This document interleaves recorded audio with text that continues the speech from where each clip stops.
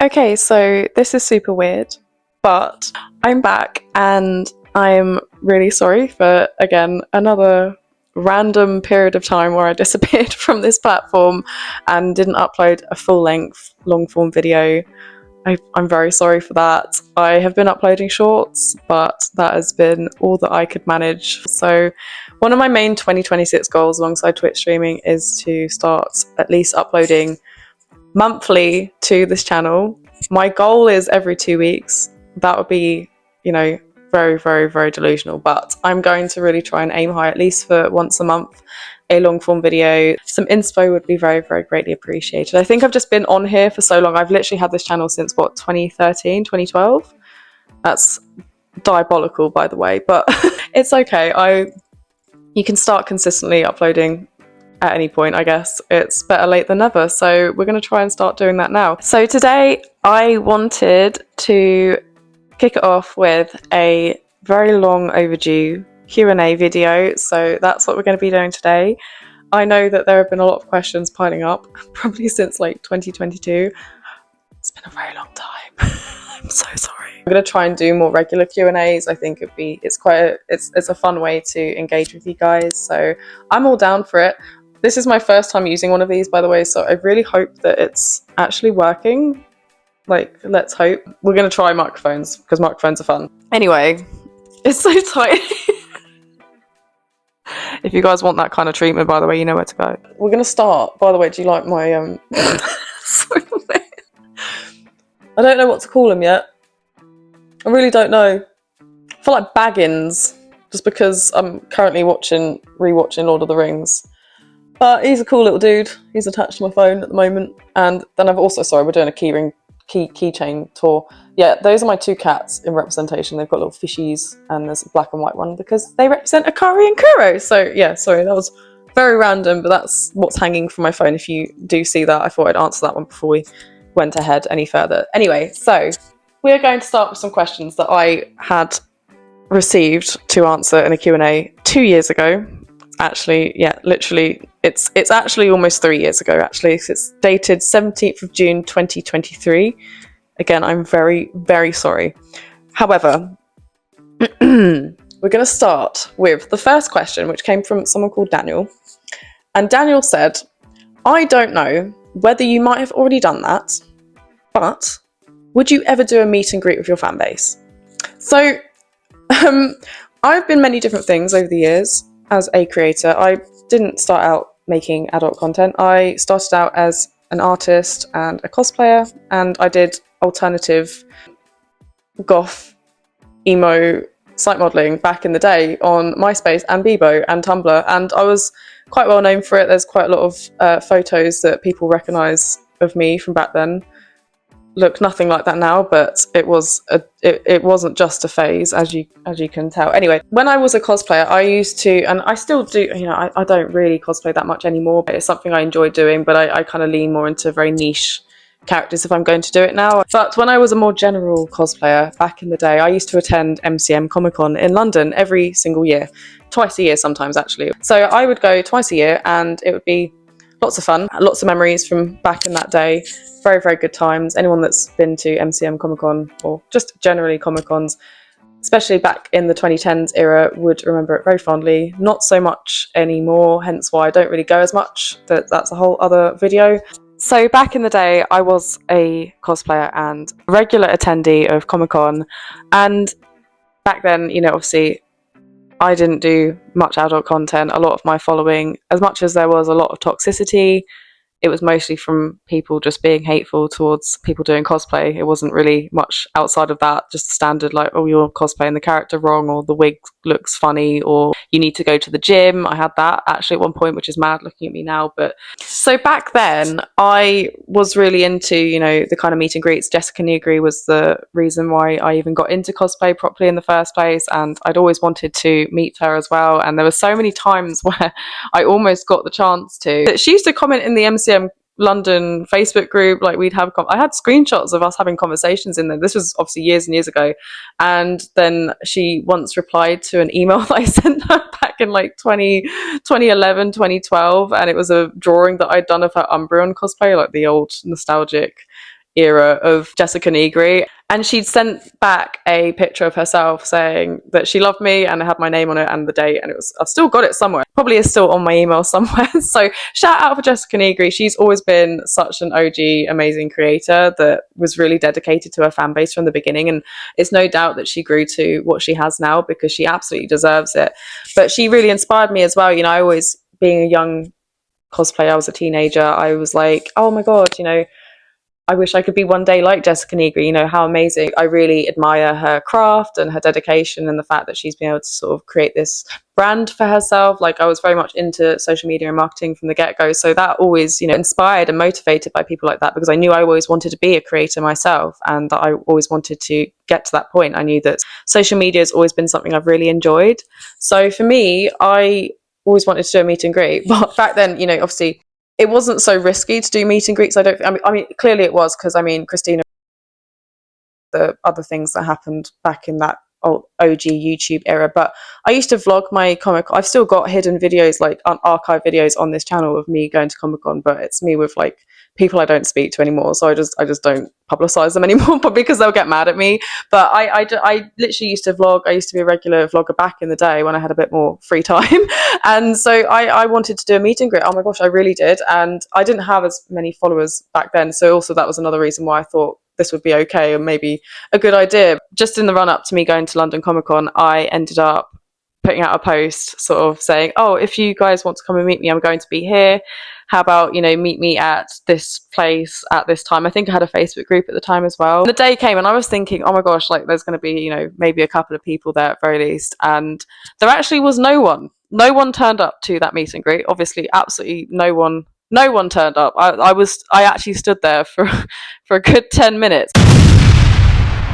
I did not stay there for any longer because I looked like a mug, but I did actually go to this location at the Comic Con with a friend.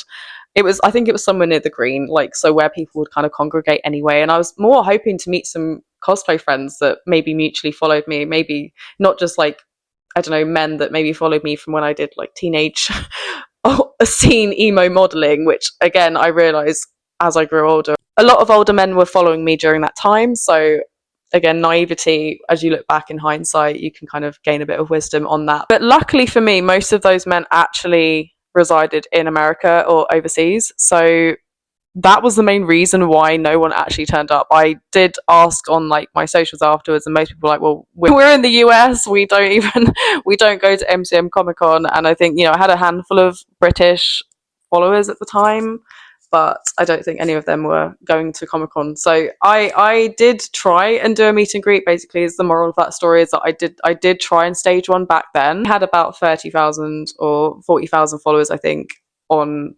Instagram and Facebook. So it wasn't like I didn't have TikTok yet. I didn't have anything else.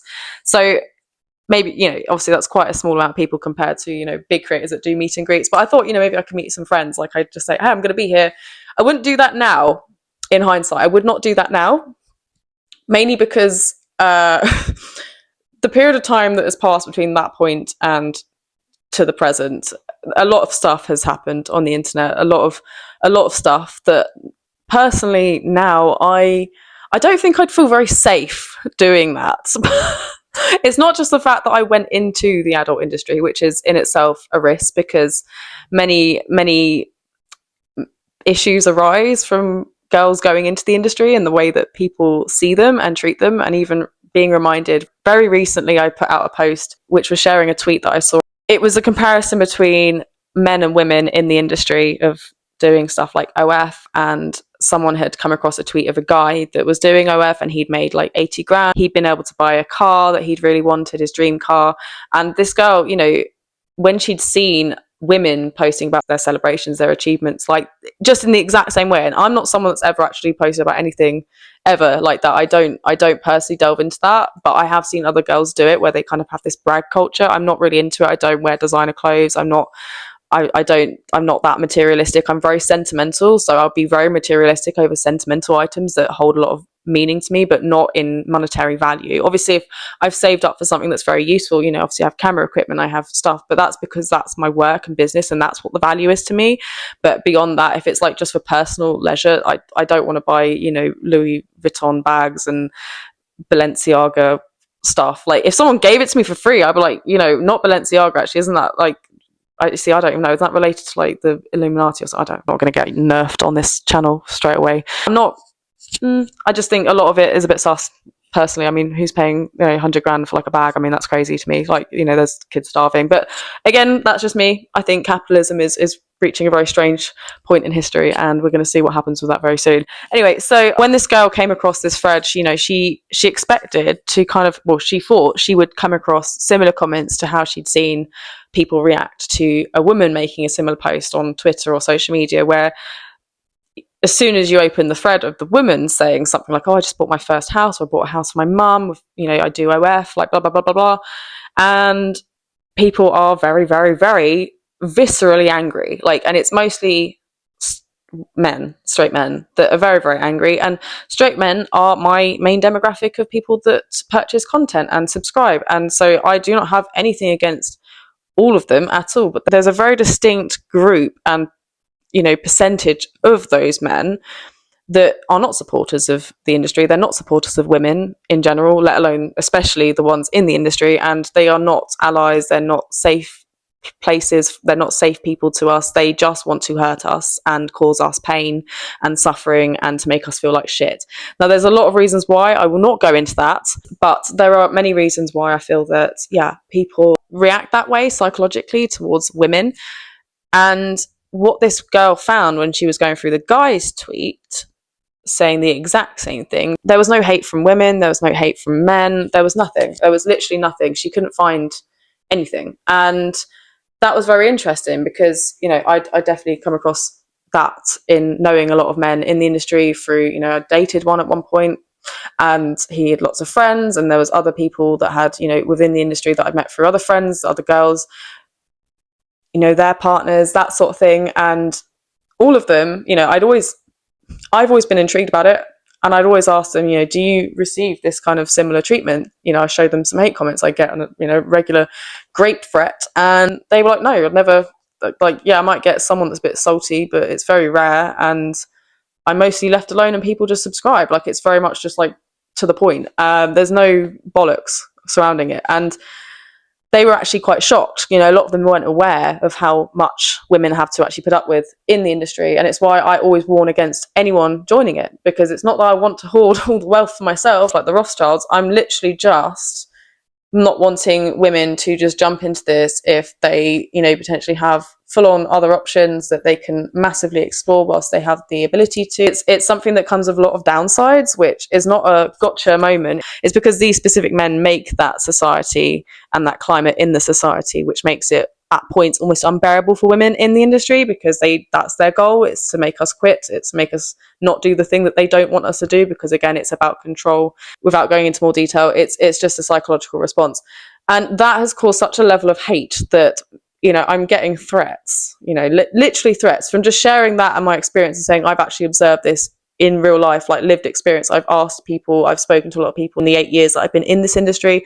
I've met lots of people, I've observed it myself, I've seen the patterns, I've experienced it myself as a woman, and this is my conclusion. You know, men have struggles that women wouldn't understand and vice versa. We can't encroach on that. However, when it comes to the treatment and, you know, the horrific abuse actually that women go through in this industry, it's quite scary. I've had threats, stalking, police had to be involved. I've felt unsafe. I feared for myself and my safety. I feared for my pets. There's so much. So to answer your question, would I do a meet and greet? I don't think at this stage it would be a wise decision, purely because, I mean, this is why I disagree with girls like Bonnie Blue being in this industry, because they do so much damage and it causes such an environment that personally I think is much less safe for women. Because I have that aspect of my social media and my online presence, it puts me in danger. And, you know, unless I had 7 bodyguards or something, and even then, you know, that I could still get hurt, you know, that something could still happen, and that's ridiculous to have to do that. I'm trying to start getting to the point where I can Twitch stream, because that's going to be the closest thing I think. I can meet all you guys and talk with you guys and hang out, but there's a layer of safety for me.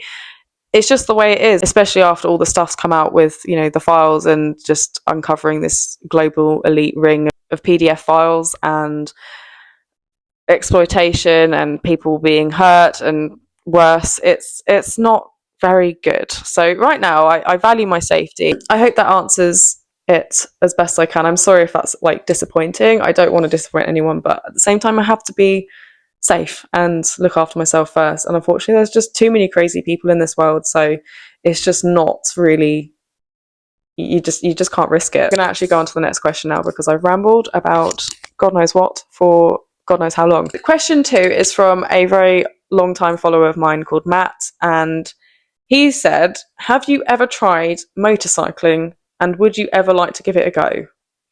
No, and definitely not. I'm not that kind of daredevil. I know I'm going to sound like a huge hypocrite here because I literally go out every week and gallop across a forest on a horse, which is, you know, one of the most dangerous things to do in the world.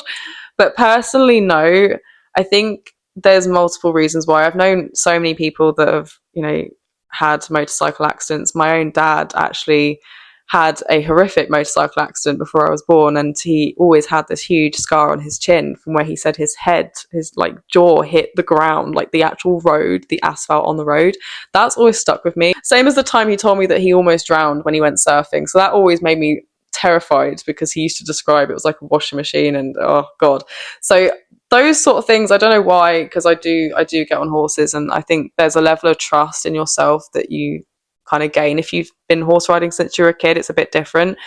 I can't drive. I don't know how to operate a car. I do know how to operate a car, but I'm not qualified to do so legally on the road. And I think the other aspect of motorcycling is that the bigger danger is other cars, other vehicles on the road. Like that's where a lot of these accidents happen. It's not from people being stupid. And I think that just being on the road, if you're going to choose anything, I'd rather it be a vehicle that's like pretty safe compared to something on two wheels that could just topple over if, like, I don't know, the wind blew too hard or something. Obviously not, but you know, I just known so many people that have had really horrific injuries or died, or known people that have died, and I'm just not really wanting to add that to the list of things. I feel like I'm already taking the piss going horse riding. I literally just went horse riding on Friday the 13th and I survived. It actually was it was far less eventful than usual, so I don't know what's going on there. But I play with fire already. I don't really want to increase, up the ante with the risk there. You know what I mean? So sorry again if I've disappointed you. It's basically like no and no for the first two questions. Would you do a meet and greet? No. Would you get on a motorcycle? Definitely not. I don't want to die. Both scenarios, that actually applies. It's quite morbid. The next question is from Hayden, and it is, how many spins can you do before you get dizzy? We're doing a show and tell. Okay, let me move my camera. I don't even know how we're going to calculate this one, because what, do I stop after each spin and like report back if I'm dizzy or not? Or do I have to should I just do it in fives? Should I do it in fives? I'll do it in fives. Let's do it in fives. Right, we're going to spin 5 times and then we're going to see if I'm dizzy or not. This is what you guys have got me doing. 1, 2, 3, 4, 5.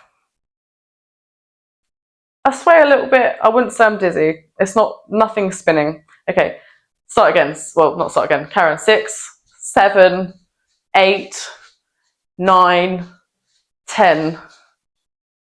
Let's get in there. I'm going to carry on though. 11, I wouldn't say I'm dizzy. 12, 13, 14, 15. Yeah, okay. It's definitely spinning. It's definitely spinning. So we'll give it another 16, 17, 18, 19, 20, 21, 22, 23. Oh no, I've lost. Oh no, oh shit. She's malfunctioned. Shit. My belt's come undone and everything. I can't stop. No, stop spinning. Stop. Whoa.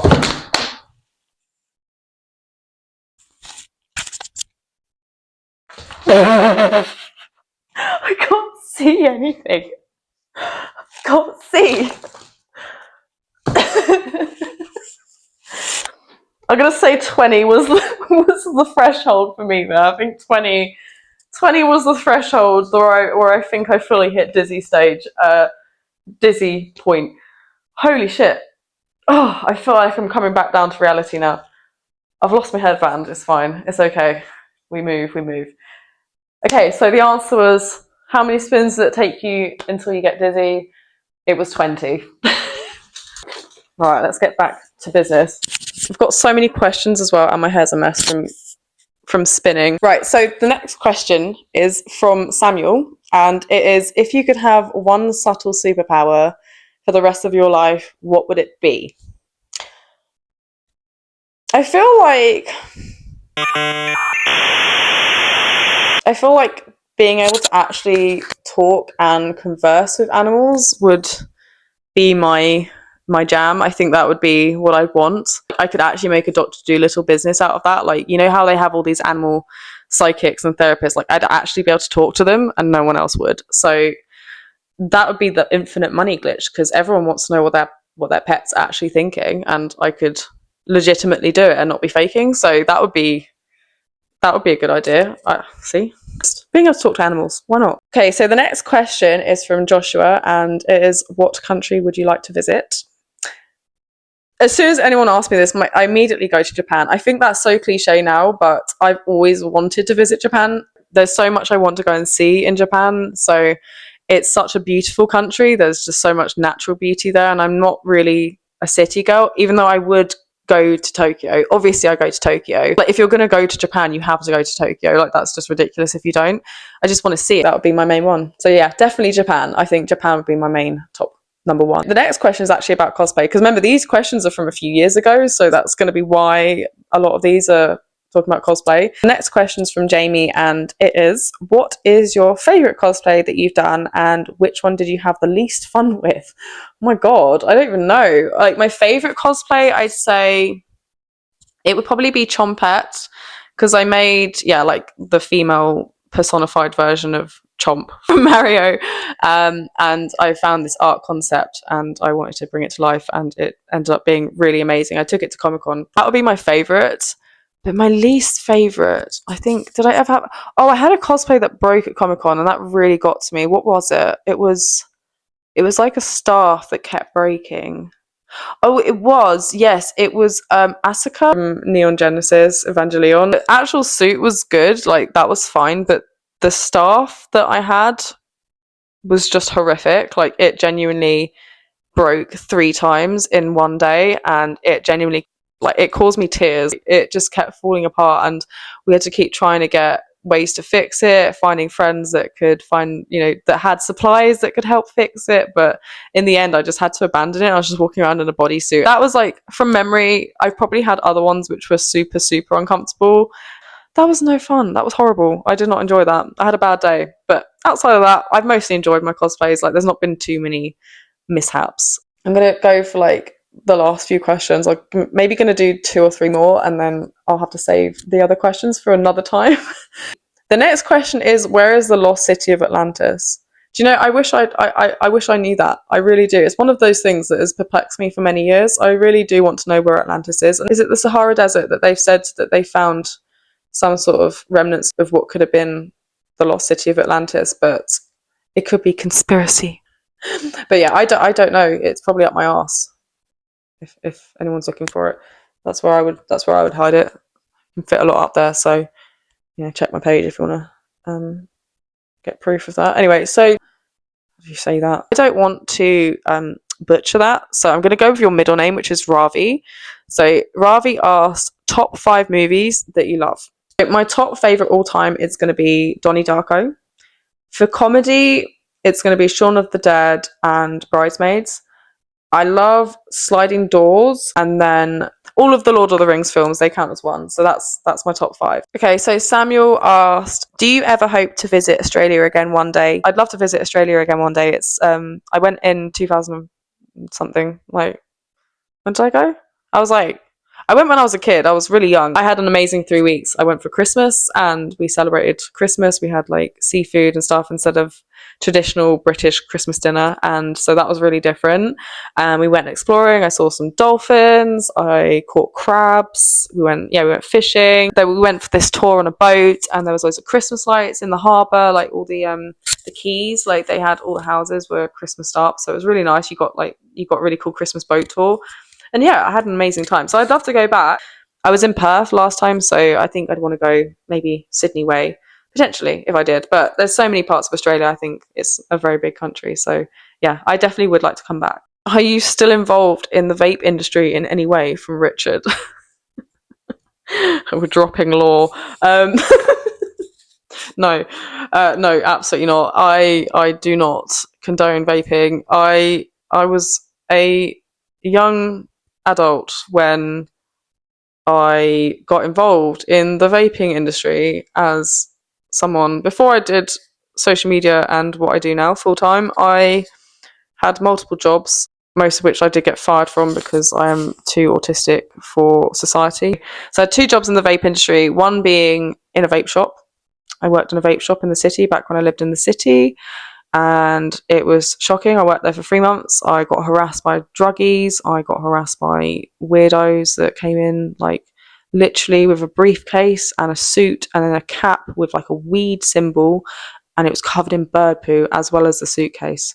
And he wanted to ask me about like some vape in the shop, and I couldn't concentrate because he was just smelling of bird shit, and he just looked really weird. Like, he was just I didn't like that. Didn't like that period of my life. Didn't like that I had to put up with that just to get like pittance.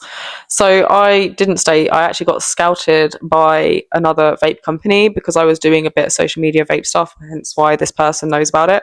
But that's how I got into it on social media, and because I was promoting for the shop, my marketing, social media stuff got kind of the attention of a bigger company that did imports of vapes and distribution and a lot of vape a lot of vape conventions, and I got hired as their social media specialist, and that's where I started posting a lot of vape content. I didn't smoke. I didn't need to quit smoking. I wasn't like, it was literally just for the camera. When I look back, I'm like, that is actually wild. That's wild. But I was getting paid money, and I did get sponsorships from that, and I got to go to like conventions and work as social media person. That was like a fun experience, but ultimately it was just full of douches. Like, the industry was just full of these guys that just hated women and kept offering me drugs at these conventions, and even in the office when I'd actually have to go up to the office, because I did work from home. Because this is another thing, people, like, when they hear that I'm disabled, and I'm mostly neurologically disabled, like, this is me on a very, very good day. I mean, it's now 6 p.m. It's taken me all day to even sit down and start filming this video. I've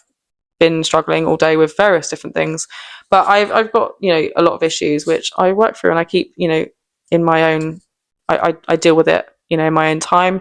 Don't share a hell of a lot of it, but there's a lot of stuff that I deal with, as many people, whether they're attractive conventionally or not, whether they're models, whether a lot of people have different issues, like lots of people do. Doesn't matter how they present on the outside or on social media, you can never really know the true extent of what people go through. And when people are like, oh my God, when they find out that I'm like, yeah, no, I've been medically signed off by the government in my country, and I've been literally told that I have to go on disability welfare. And I didn't want to do that because the system's not only corrupt and broken and just an absolute nightmare for people. I wanted to try and do anything I could. And I even went on the streets for a period of time. It was a fucking nightmare.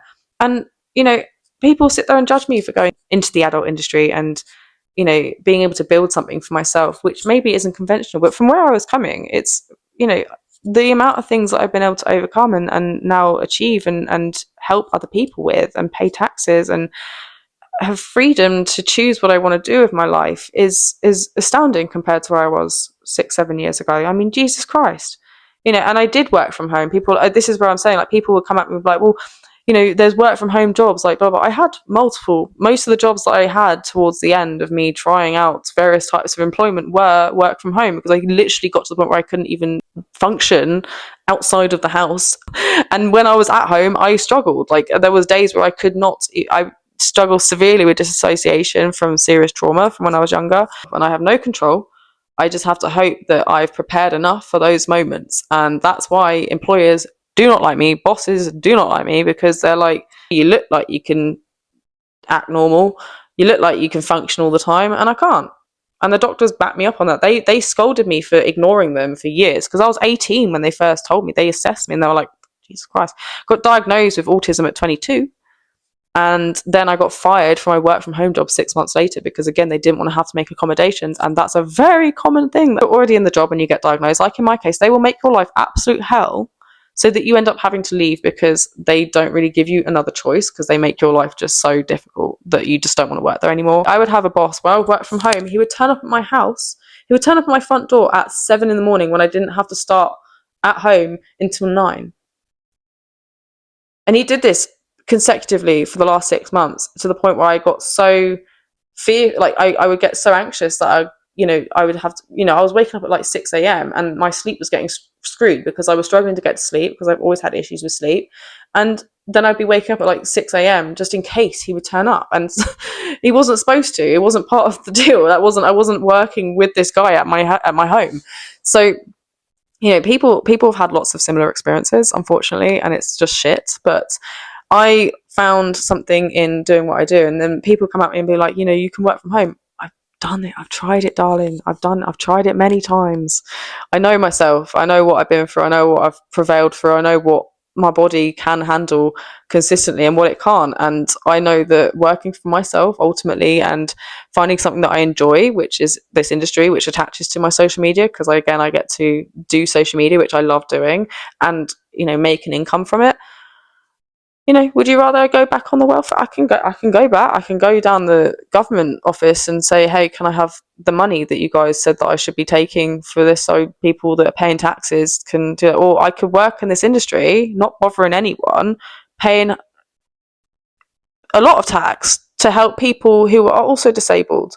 But I found something that works for me. Like, lots of people are different points on the spectrum, right? I'm at a point where I can't be employed consistently because I just can't. The burnout happens and I completely shut down. And burnout's really dangerous. Like, burnout, people don't realize you can die from burnout. Like chronic fatigue syndrome and similar issues can come up from burnout if an autistic neurodivergent person, especially, or disabled person, is pushed to a point where their body cannot recover. That's terrifying. And 75% of autistic folk aren't employed because, again, our system is designed against us. It's not designed to be empathetic or compassionate or understanding. It's not designed to even give a shit. It's designed to be harsh and rigid and suited to neurotypicals and non-disabled folk. And why would I choose to be in that environment when I put myself through that for 10 plus years and consistently traumatise myself by disappointing myself, being rejected consistently, when I've been through so much rejection throughout my childhood, in school, in life, in friendships.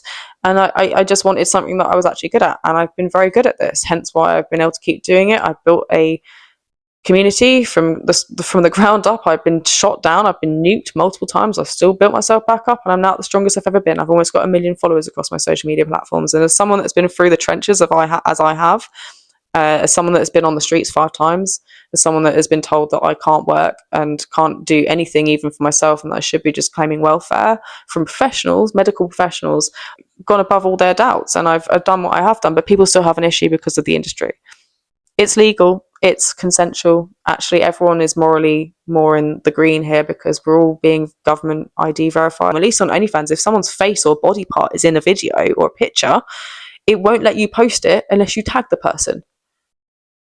Should be like that, but again, what do I know? That's just me. I'm just rambling again. Stop the hate for the adult industry, because it's just ridiculous. An adult age that can consent, everyone does it. Why are you deep in it?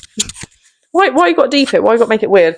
This is going to be the final question, I think, for today. So Matt James asked, any chance that you'll commission art again? So obviously this is from a few years ago. I've actually brought back the art. I have brought back the art commissions, and I've been doing a few commissions here and there over the last year or so. If you want to go and check out my art and maybe commission a piece, this is my art Instagram. Feel free to go and give me a follow on there and see what I've been up to and what I've been creating. I'm going to keep adding to it soon. I've been working on a few pieces, but nothing that's been completed yet. But yeah, my art commissions are fully open. I love doing art. It's my passion. I love making things. I love creating things. Anyway, I think that's going to be all of the questions for today, because I've been rambling for so long. So I think that I've said enough. I think I've professionally yapped enough. I'm going to go now. I'm just going to leave. I'm just going to go. Thank you so much, everyone, for watching. I hope you've enjoyed hanging out with me for a little Q&A, even though it's not been very little, because I've been yapping for a millennia, but it's been fun, and I will be back very soon. I'll probably have some more questions that I need to answer. You need to answer some questions. I have plenty more questions that I have yet to answer, so that will be in the next video. But if you've watched until this point, just know that I appreciate you. And if you're not subscribed, click that subscribe button, and I will catch you in the next video. See you later. Bye.